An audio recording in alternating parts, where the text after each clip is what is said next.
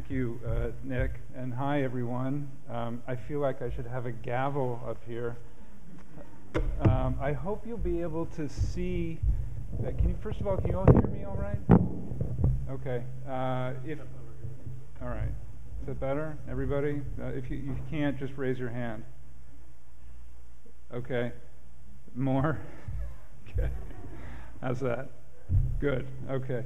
I hope you'll be able to see some of the details I'm going to show you, and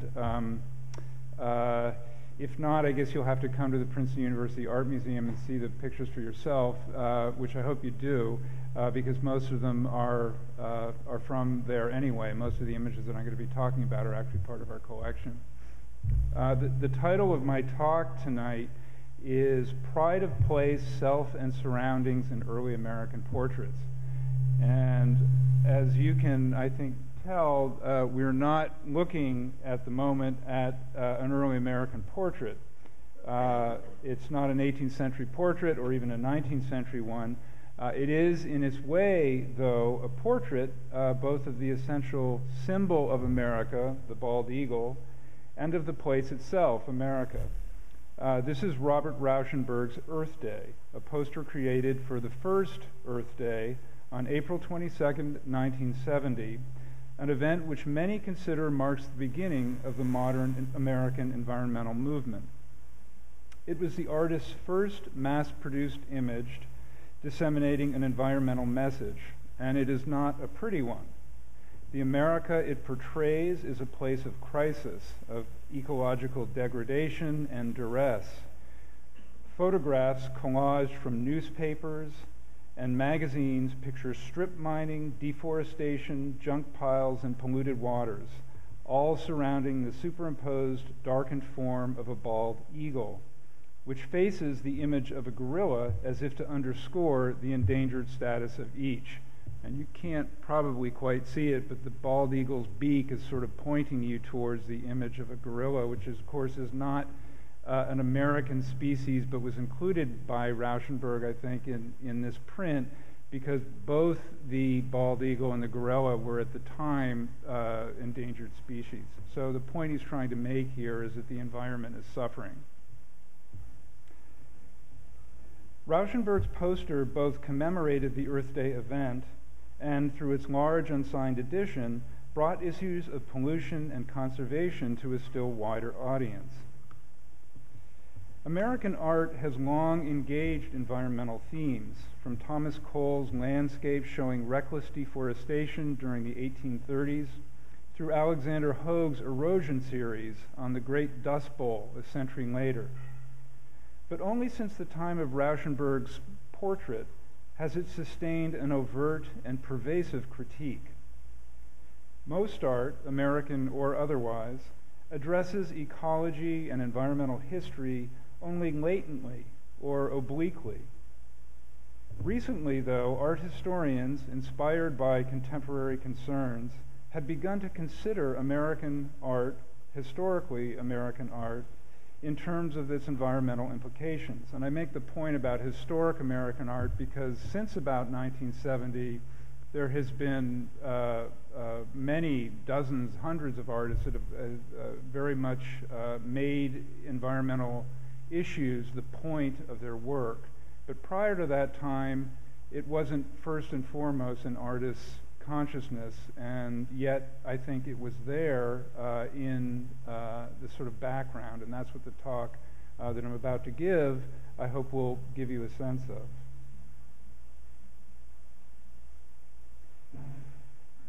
So recently, art historians inspired by contemporary concerns have begun to consider historic American art in terms of its environmental implications, much as a generation of scholars before them, inspired by the concerns of their time, productively reassessed American visual culture along gender and other previously unexamined lines.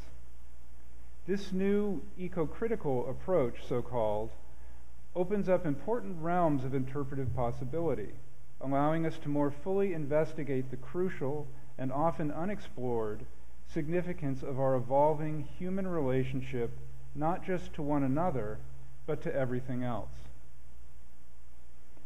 The primary subject of my talk tonight is Henry Benbridge's large group portrait, The Hartley Family. Doesn't look large there, but it is, in fact, these are more or less life-size images of the four sitters. Well known and widely exhibited, it is one of the major productions of 18th century American art, further distinguished for having descended directly in the family of its subjects until its donation to the Princeton University Art Museum in 1986, 2 centuries after it was painted. It is usually described in terms of its elaborately costumed sitters and their relationship to one another. I want to focus instead on the painting's seemingly generic and nondescript landscape setting, the environment in which Benbridge's portrayal unfolds. I'd like to consider that environment in 2 ways. First, as it relates to those in a number of other American portraits, both before and after it, and then, by contrast, as it moved, along with the rest of the portrait, through time, circulating among various distinguished owners, all descendants of those depicted in it, in their own distinct environments, until ultimately arriving at Princeton. First, though, a few introductory words about the artist and the painting. Henry Benbridge was born in Philadelphia in 1743, 5 years after Benjamin West, his distant relative, 2 years after Charles Willson Peale. In 1765, Benbridge undertook 4 years artistic training in Rome, enrolling in the Academy of Pompeo Battoni, an Italian artist whose stock in trade was ingratiating portraits of British gentlemen on the Grand Tour. Here's Battoni's portrait of Sir Wyndham Knatchbull Wyndham, which is a great name.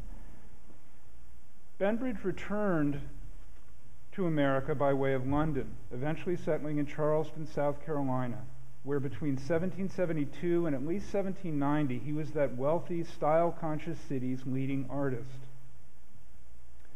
Fewer than 50 works from Benbridge's 2 decades in Charleston survive. The one on the screen, an undated portrayal of Charlotte Pepper Gignolot, another great name, typifies the artist's strongly neoclassical aesthetic and attests to his stature as the most sophisticated portrait artist at work in the South during the late 18th century. The Hartley Family, Benbridge's best known and perhaps most accomplished work, shows 4 female generations of the same prominent family, none of whom, curiously, owing to marriage and remarriage, was actually named Hartley when the painting was done. We know little of the commission, one remarkable for the time in its depiction of a group of related women shown without reference to the realm of husbands, nuclear family, or other artifacts of patriarchy. A letter from Benbridge to his sister of April 28, 1787 notes, "I have begun a large picture of 4 whole lengths the size of life, which with some other work will take up the summer to finish."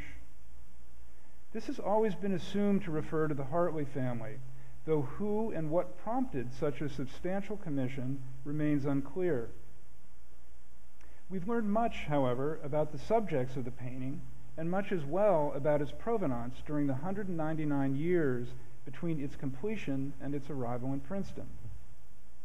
The portrait depicts, at left, Margaret Miles Hartley Williams, born the daughter of Thomas and Mary Miles in 1722. Margaret inherited Hyde Park, a plantation in Colleton County south of Charleston, from which it is believed much of the family's considerable wealth derived. Her daughter, Sarah Hartley Crosthwaite Summersall, this is where you get all the remarriages that I just mentioned, born in 1745, is the figure to Margaret's left. Her centrality to the composition suggests it may have been she who commissioned it. To her left, in turn, is her daughter, Mary Summersall, 12 years old at the time of the painting. The youngest child in the foreground is Margaret Miles's great-granddaughter, descended along another line and named Margaret Phelps Campbell. It is a commanding image, remarkable for its scale and ambition, for the stateliness of its subjects, and for the fact that they are all women, bound by matrilineal ties. The painting is notable as well for the natural setting in which its subjects have been placed. Examining the Hartley family and its landscape background within a continuum of similar natural backgrounds in American portraits, mostly also from the South, from the 18th and early 19th centuries, allows us to compare and contrast the ways in which each constructs the external world and the sitter's relation to it, and to ponder what that may mean. While American artists relied heavily on European sources in devising their compositions, primarily through prints made after originals in oil, they exerted their own agency in the particular sources they chose to adopt and in how they modified and developed those sources.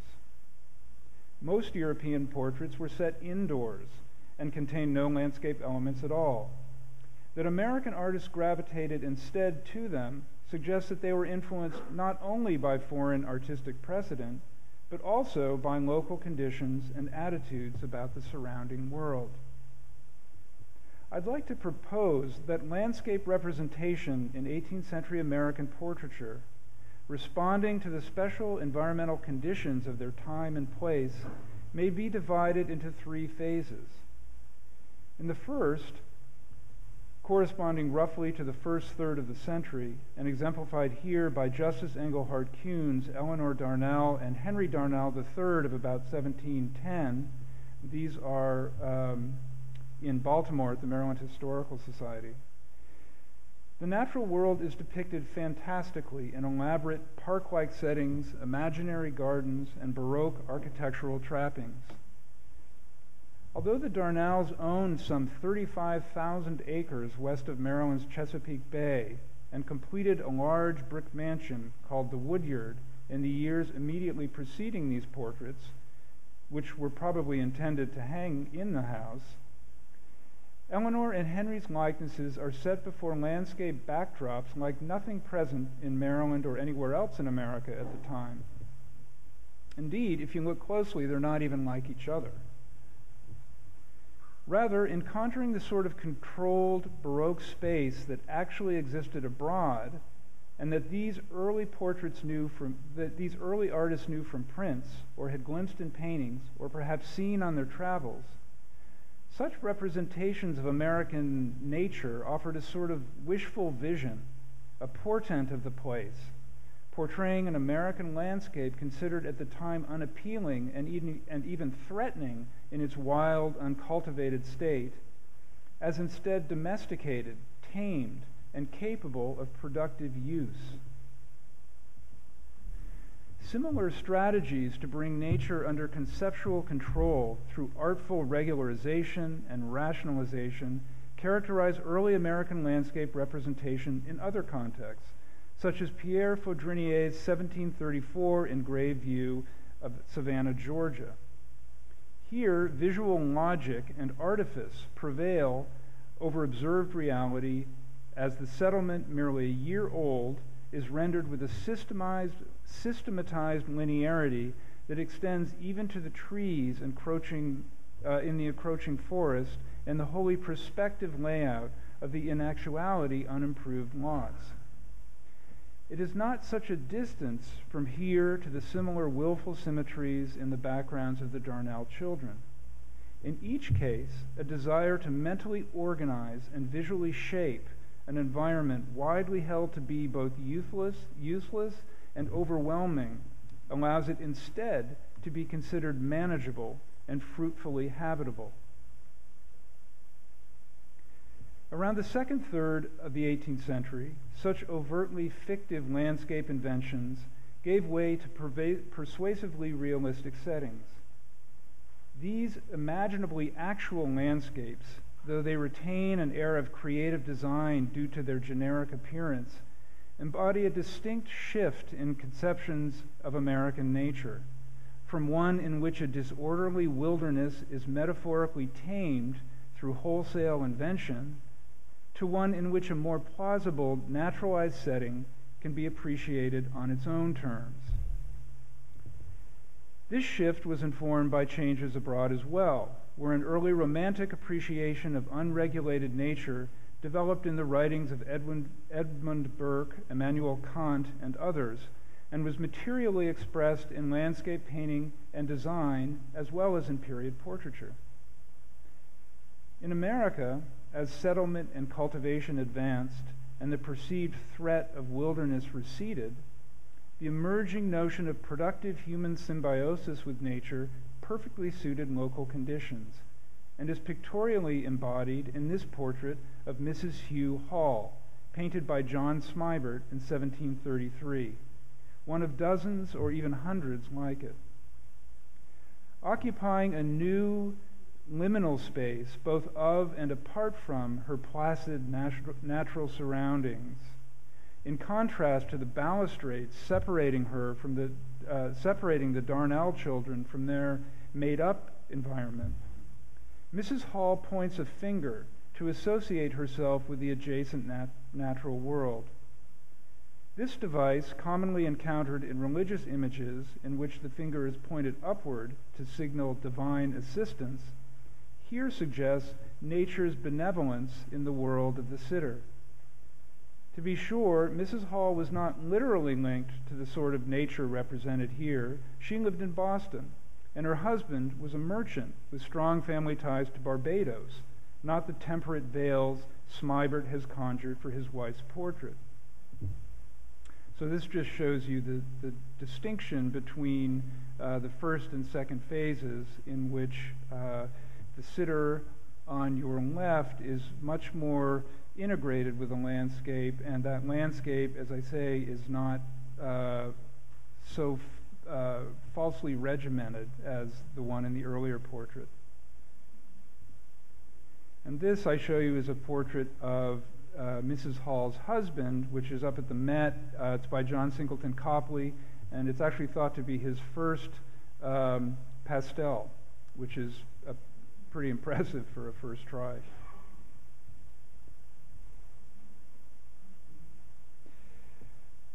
Closer to Charleston and the Hartleys, similar trends prevailed toward both plausible generic landscape settings and the increased integration of sitters with them. In 1750, for example, John Hesselius, active mainly in Virginia and Maryland, completed this portrait of Anne and Sarah Gordon, showing the sisters enveloped in nature and compositionally coherent with it, with their russet and ochre dresses picking up roseate tints in the sky and earth-toned background. In Charleston itself, 7 years later, Jeremiah Theus, a Swiss-born Rococo artist at work from 1740 until eclipsed by Benbridge's neoclassicism, painted an especially grand portrait of leading citizen Elizabeth Manigault, positioning her in the same sort of mediating position between nature and culture, that is, between the outside and the inside,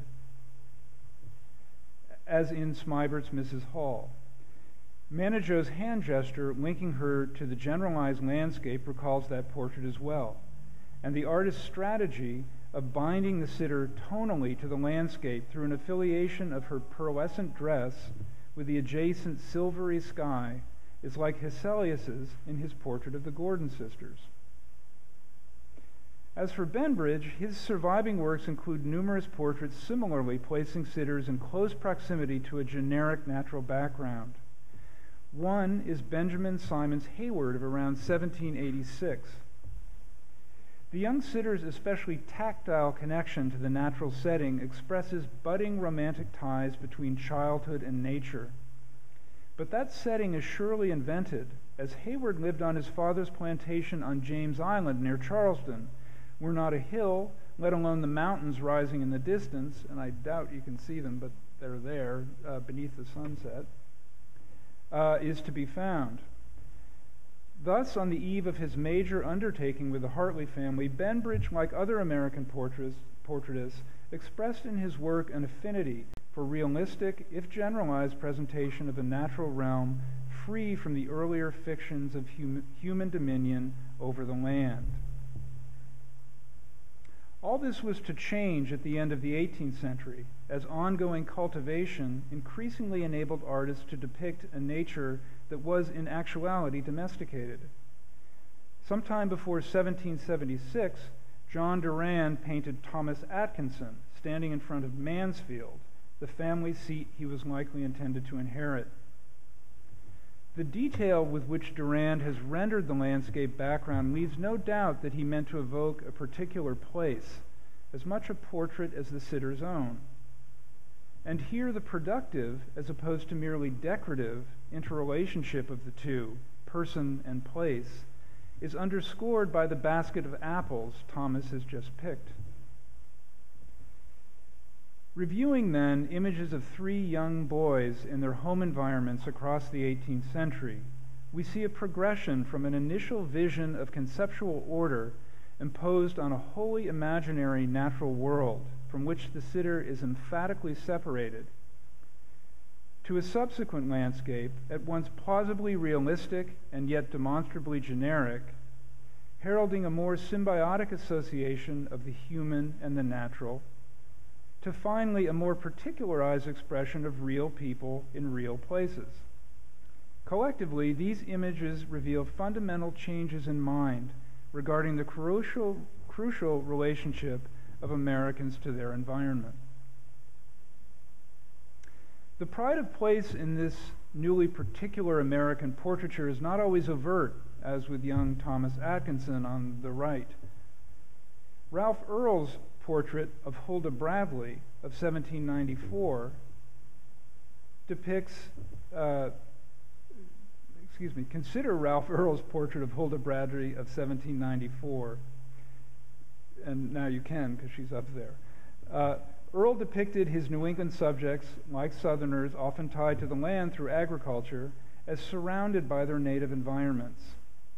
Although Huldah Bradley may appear to be set before the sort of nondescript landscape background encountered at mid-century, as in the portrait of Mrs. Hall, the artist was actually evoking a specific place, Greenfield Hill, the Bradley residence on Connecticut's Long Island Sound, the representation of which becomes clearer when the portrait is shown as it was intended alongside its mate, an image of Huldah's sister, Lucy.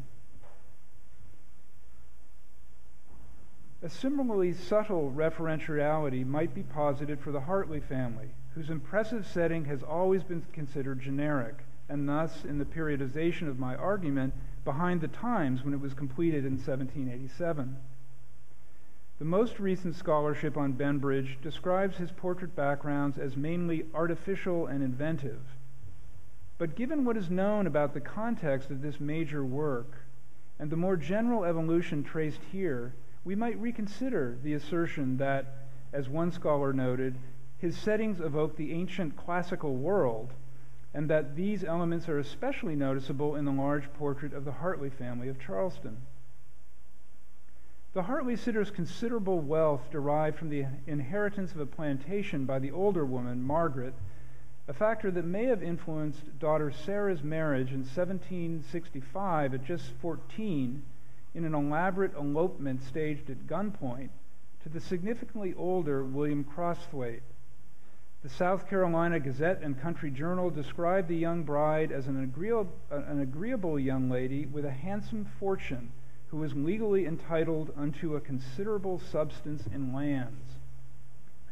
Clearly, their wealth was a decisive factor in these people's lives, and it makes sense in our new paradigm that its source would be invoked in the painting produced to memorialize them. Certainly, Sarah is pictorially linked. There we go. Certainly, Sarah, who is the central figure, is pictorially linked to her setting through the compositional echo of her squarish shoulders and ovoid head in the similarly shaped and colored pedestal and vase rising behind her. And her mother is tonally bound to the shadowy woods behind her, even as, more subtly, the wooden spindles of the bench on which she rests joins her to them. And I'm sure you can't see that here, but they too are there. The trees, darkened over time like the rest of the painting, seem on close inspection not just any trees, but rather bald cypresses, Taxodium disticum, the very symbol of the southern swamps, and precisely what would have been found at the family's plantation. The small glimpse of water just off the edge of the painting further links it to the rice-growing plantation low country. In support of such a reading of the specificity of the Hartley family and its setting, we might turn briefly to another painting also at Princeton, American folk artist Erastus Salisbury Field's 1838 portrait of Josiah Woods. Like the Hartley family, it descended in the family of the sitter, and hence much can similarly be gleaned about its historical circumstances. It, too, was first assumed to depict a non-specific setting, as folk art portraits often did well into the 19th century. Certain generic elements of the painting support this reading. The distinctive patterned carpet is identical to the one in Field's contemporary portrayal of an unrelated family from another town, the Moore family, and that's sort of Field's masterpiece, which is up at the MFA in Boston. And Josiah's pose, implements, and costume relate clearly to those of the youngest Moore at far left in the painting, who you can see is holding a whittling stick and a knife and is dressed in a similar way, even though he's, I think, a couple of years younger. Moreover, another Field portrait of Louisa Gallant Cook, which is at the Art Institute in Chicago, similarly shares compositional features with the Woods portrait, namely the swagged red curtain, the parapet and Tuscan column, and aspects of the river scene, suggesting that none of them evoke any particular place.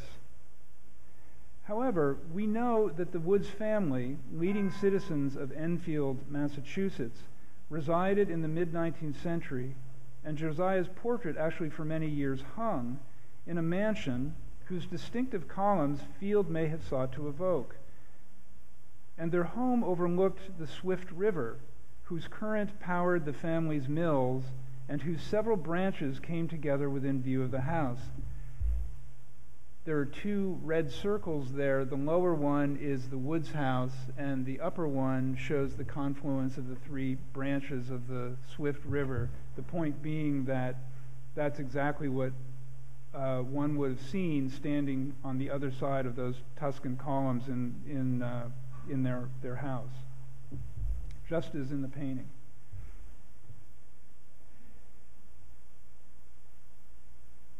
We cannot know for certain how it all looked, since the entire town was swallowed up 100 years later in the creation of the Quabbin Reservoir to satisfy Boston's growing thirst. But modern photographs of the area's topography seem not much different from the vista Field portrays. The point is that we cannot always be sure a portrait created when conditions were conducive to the representation of specific landscape environments depicts only a particular person when it may also represent a particular place. Now consider the sort of painting Field was consistently creating a decade after the portrait of Josiah Woods, a typical example of which is Girl of the Bang Phelps family, which is at the Met, of about 1848. Though it clearly relates stylistically to the Woods portrait and others like it, this later painting, like virtually every other portrait the artist created from mid-century on, is set indoors, entirely without reference to the external world. In this way, it exemplifies a major transformation in American portraiture during the middle years of the 19th century, the move, uneven but unmistakable, from exterior to interior, from outside to in. This shift relates to a variety of profound social, economic, and cultural transformations occurring at the same time, from rural to urban, from agricultural to industrial, from small-scale mercantilism to finance capitalism, from a cult of public character to one of private personality, from Enlightenment ideals of transparency and externality to romantic ones of interiority and mood. As the primary means of visually expressing selfhood, portraiture tracks these transformations, like period cultural products more generally. One need only think of the distance from Washington Irving and James Fenimore Cooper at the beginning of the century, through Nathaniel Hawthorne and Herman Melville in the middle, to Henry James and Stephen Crane at Century's End to sense the parallel move in literature from narratives rooted in the external environment to those concerned fundamentally with inner being. In the context of these changes and their relation to ties among selfhood, portraiture, and the external world, we can return to the Hartley family. But now, rather than comparing it to portraits of different time periods, with their similar and differing evocations of the natural world, staying with it through time as that world changed and the painting shuttled up and down the eastern seaboard in the different domestic contexts of its owners, the portrait sitters and their descendants. The Hartley family was located for nearly half a century at 45 East Bay Street in a grand Charleston single house, so-called, a local building type characterized by extensive multi-story piazzas or open-air porches perpendicular to the street. James Hartley purchased the plot overlooking Charleston Harbor in 1757, and the red circle on the map at the right shows the location of the house, which you see at the left. James Hartley was a planter, so his wealth, like that of his wife Margaret, the old woman in the painting, derived directly from close connection to the southern land, palpably present in the home where the painting first hung. And these are interior views of that same house.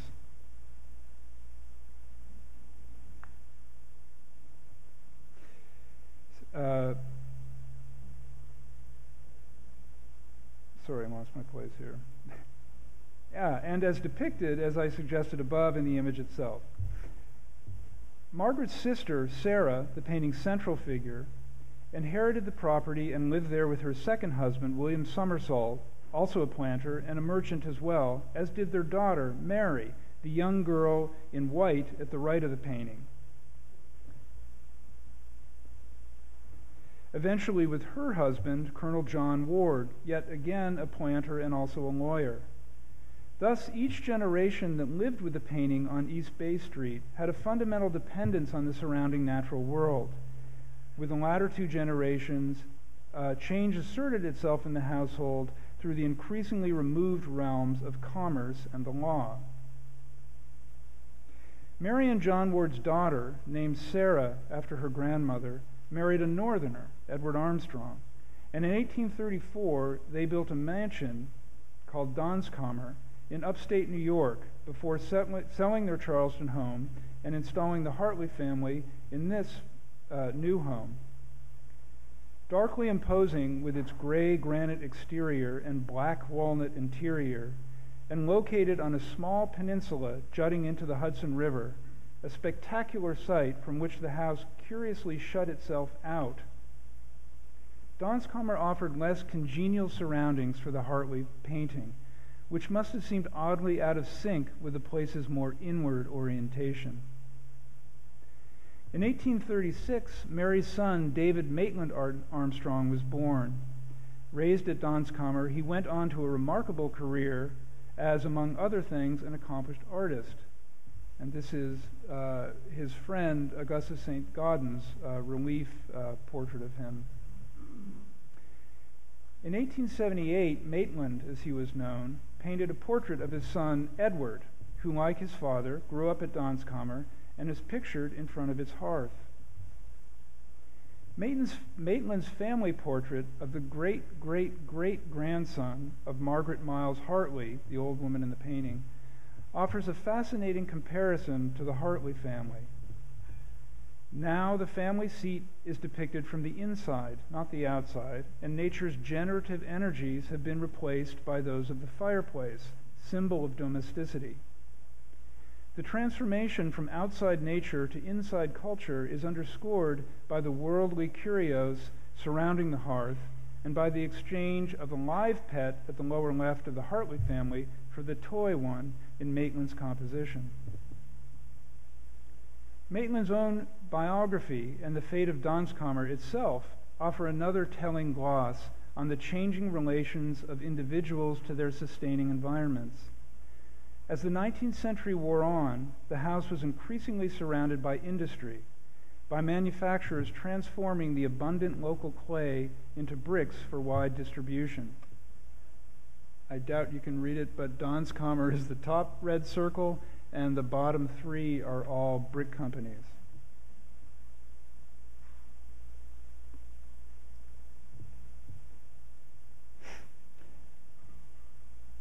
As the this extractive, this is with reference to brick manufacturing, this extractive and depletive industrial process, so different from the husbandry of the plantation, was enabled by an equally disparate system of investment capital and corporate ownership that maximized profit but diluted ties to a particular place and to nature generally.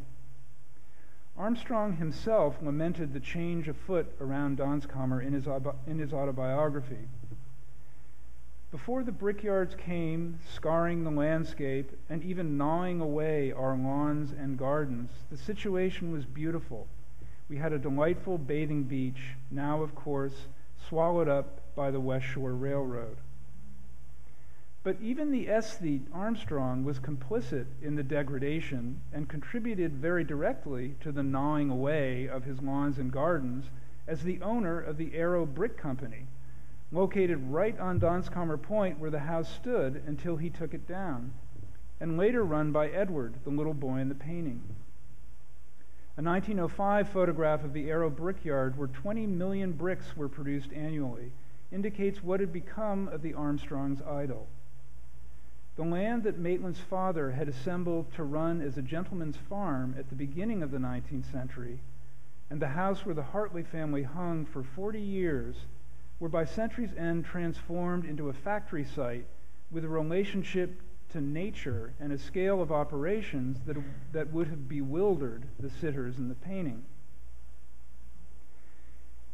Meanwhile, the Hartley family moved down the Hudson with Maitland to New York City around 1878 and was installed in his townhouse at 58 West 10th Street, where it remained for another few decades. Maitland was a fixture of the New York art world, and with his friend John Lafarge was an important stained glass innovator, the two of them responsible for the invention of opalescent glass, a more than usually opaque variety. Maitland had the house he bought enlarged by another friend, the architect Stanford White, who included in the plans a large window that Maitland filled with over 400 panes of clear and colored glass, and that's the window to the right of the door. Stained glass, especially the opalescent variety, shuts light and nature out, turning the interior back in on itself. Indeed, at the Philadelphia Centennial Exposition held a few years before the renovation of Maitland's new residence, its use was specifically promoted in order to screen out neglected or dingy areas and other objectionable sites. Thus, as installed on 10th Street in bustling New York in the home of an artist whose stock and trade was the very definition of interiority, the Hartley family moved a further step away from the environmental sensibility in which it originated. This by now well-traveled painting had one last stop on its journey to Princeton. In 1917, the widow of Edward Armstrong, the boy in Maitland's painting, brought the Hartley family up to her family's Newport cottage. Nice cottage. Kingscote was the first of Newport's grand cottages and unusual among them for its Gothic revival design. Historically, the Gothic was expressly concerned with the creation of interior space, of a shell to enclose an ethereal, self-contained realm separate from the world outside. Centuries later, the Gothic revival partook of much of this impulse towards shadowy enclosure, as the entrance foyer to Kingscote suggests. For over 50 years, the Hartley family was installed in Kingscote's overstuffed parlor, a totem of the family's distinguished past, but also a symbol of how far it had traveled in the intervening years, physically and metaphorically. Finally, around 1930, as if in anticipation of the great heirloom's eventual departure from their midst, Margaret Armstrong, another descendant, painted a copy of it. While perhaps not the most distinguished artistic effort, it suggests the portrait's centrality to the family identity, however anachronistic it may have come to seem. Most appropriately, the painting was hung high in a room displaying not just other portraits, but even more predominantly, images of landscapes. These are all Claudian 16th, 17th, 18th century landscape engravings to the left of the painting.